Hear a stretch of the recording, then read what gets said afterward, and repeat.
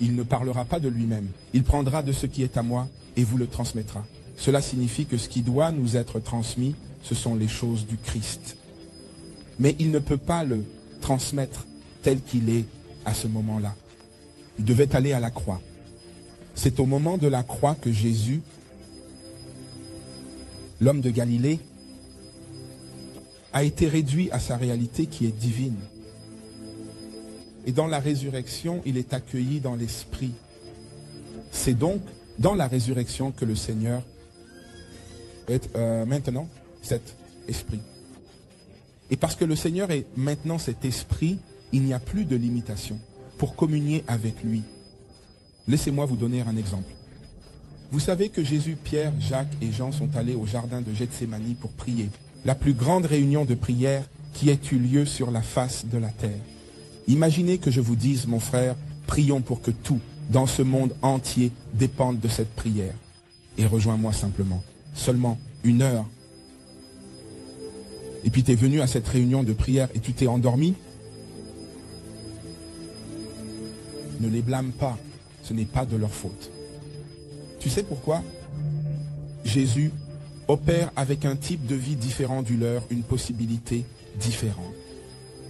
Donc, tu remarqueras qu'il ne s'est pas mis en colère contre eux. Il a juste conclu en disant qu'il n'est pas nécessaire de continuer à vous donner des choses que je sais que vous ne pouvez pas tenir. Laisse-moi changer mon mode d'oppression. Quand il, l'Esprit, viendra, il vous transmettra mes propres choses maintenant, mais il les transmettra comme des choses spirituelles. Écoutez-moi, ce n'est pas parce que quelqu'un est assis physiquement à côté de vous que vous pouvez accéder à cette personne en ce qui concerne son essence spirituelle. Alors pendant qu'ils étaient assis, ils pouvaient prendre du pain de Jésus.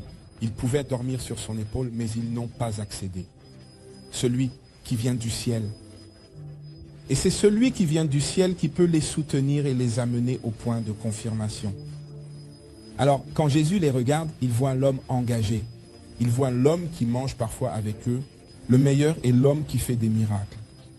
Jusqu'à ce que le Saint-Esprit vienne, il le voit toujours dans son humanité. C'est pourquoi, quand Paul est apparu, il a dit « Je décide de ne rien savoir d'autre que Jésus ».